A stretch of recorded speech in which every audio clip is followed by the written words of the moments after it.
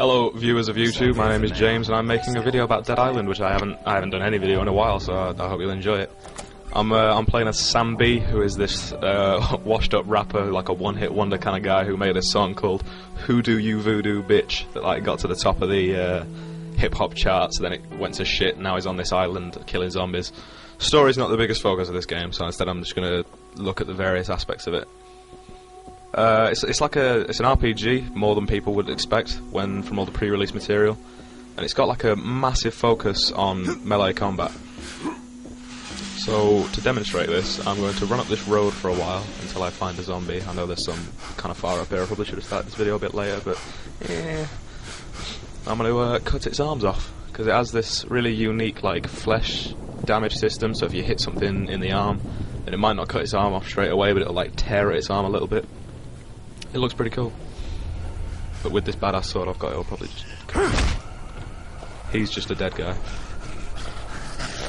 Oh, he's a zombie. Okay, so I can either go for his arm or his head. Quick time events. Oh, how I hate you. Anyway, so as you can see, the reticule is moving to different parts of his body, which means I can aim at them to do specific bits of damage. I'm going to wait for him to stand up, because I'll just knock him down. And then I'm going to try and cut one of his arms off. That's what I was talking about earlier. I didn't quite cut it off, but I managed to cut through all his skin and get to the muscles. So now it's quick time event again. Come on now.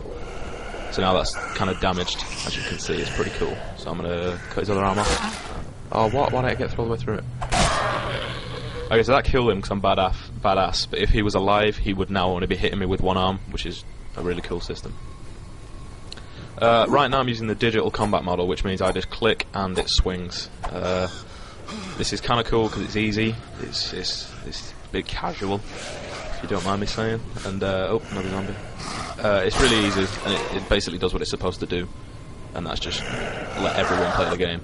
However, if I go into options and go to options, and then I set this to 360 controller, because it doesn't work with the keyboard and mouse, unfortunately, and then I set the fight type to analog, it completely changes the way the game plays, and this is how you should play the game. And it's a shame that it's off by default, because loads of people are just going to overlook this, which is a real shame. Okay, so now I'm moving about with the 360 controller, and instead of just clicking to attack, I have to hold the, it's the right trigger, and then I pull back on the analog stick in the direction that I want to pull back, and then I flick it in the other direction, and that gives me all different types of control over where I swing the weapon.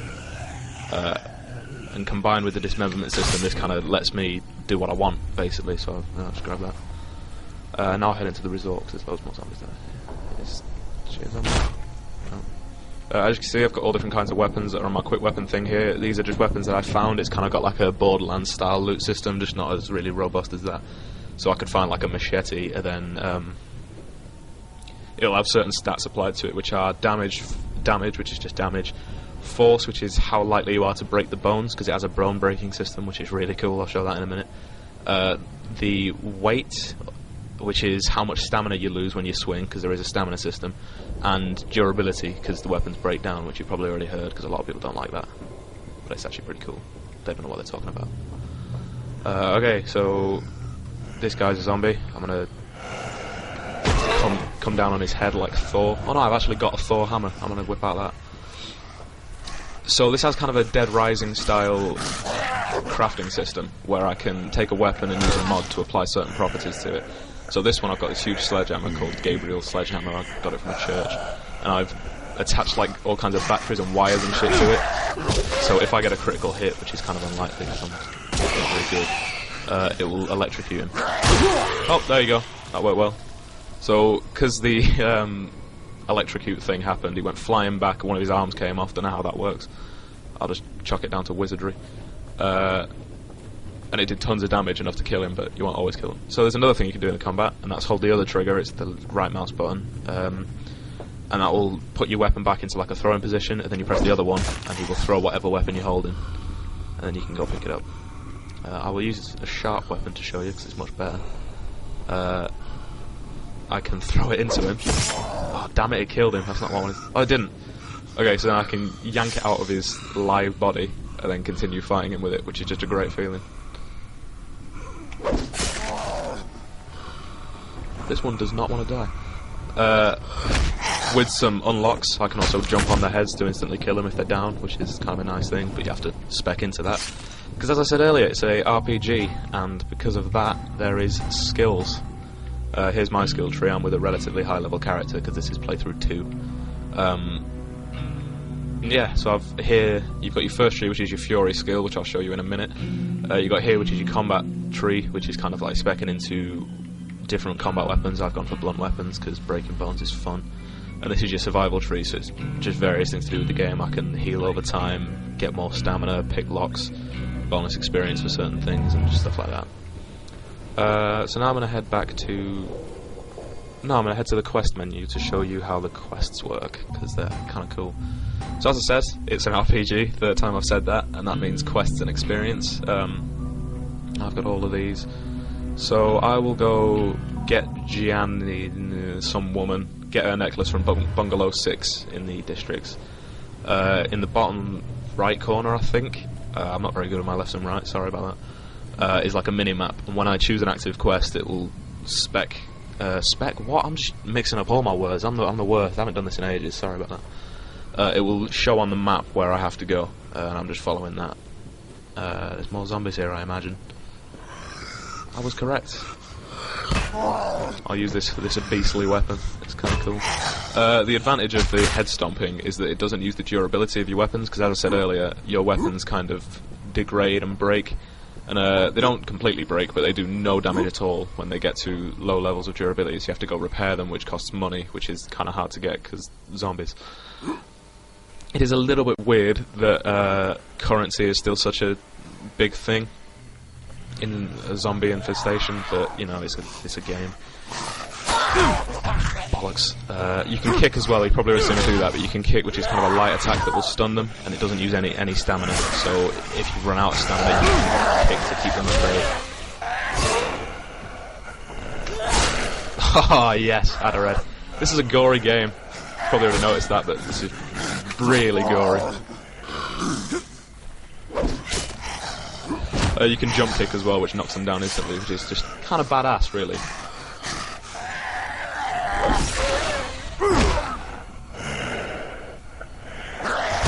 Fuck, forgot that I was on analog for a minute there.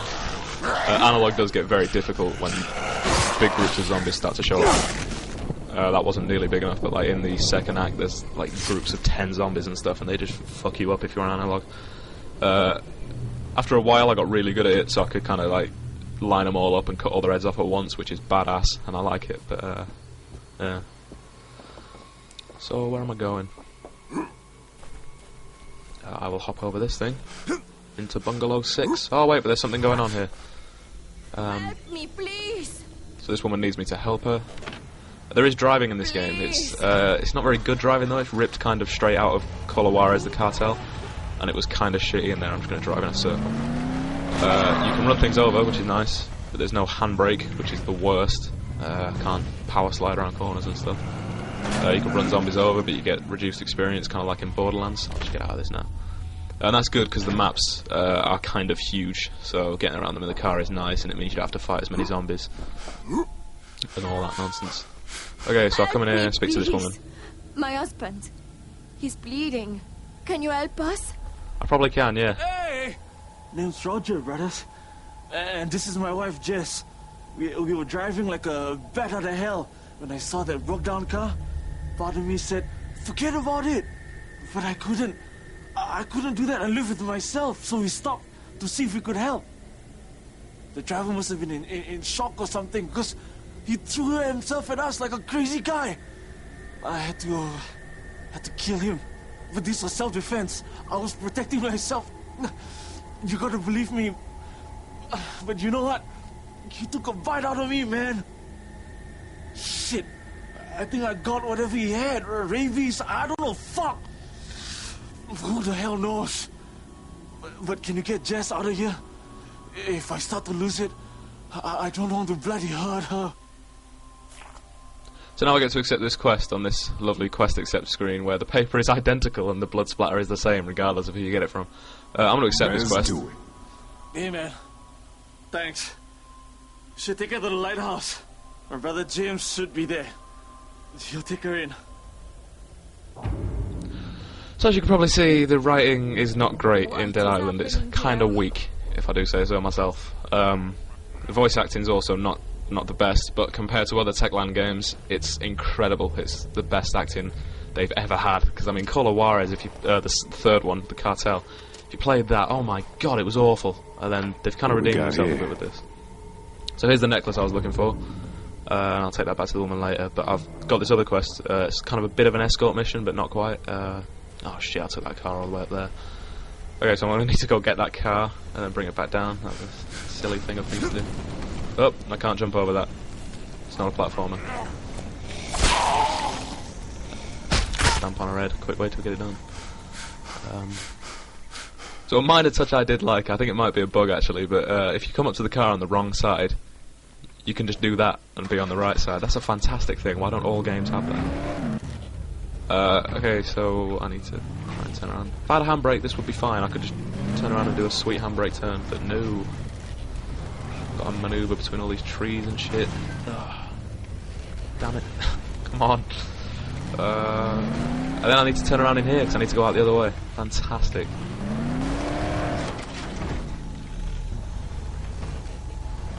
As I said, the driving is not particularly great.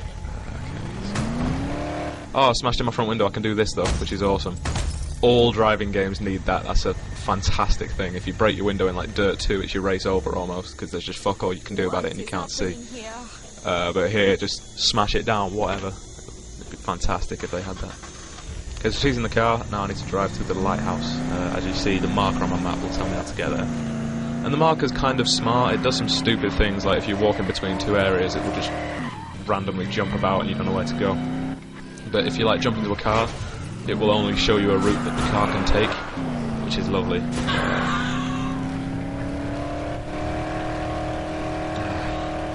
The drive, it's really weird though, because the car has like, I can't tell if it has too much grip or no grip at all, but it does not feel very nice, and I don't know. I don't like it very much. In this circle. There are people living in the lighthouse? Yes, there is. Thank you. Can you check on my husband? Okay, so I'll go back and check on her husband. I don't know if there's a quest there. I never really did that before, but we'll see. Oh, it's going to be a pain to get out of.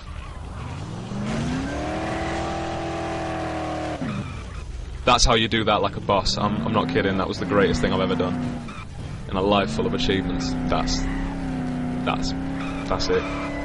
My life's peaked. Okay, so this is pretty much Dead Island and what it consists of. You're just doing quests. A lot of them are fetch quests, which isn't very nice. Some of them are escort missions, like the one I just did. There's a lot of driving about, a lot of walking about and killing zombies. If you do get it, I suggest you get the you use the analog control scheme with the 360 controller, because it is a PC game and it's a first-person game, so playing with a controller is not ideal.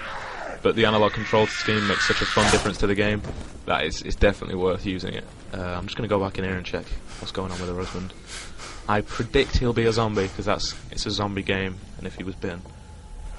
I was right, he was a zombie now. I'll cut his arm. Oh, what?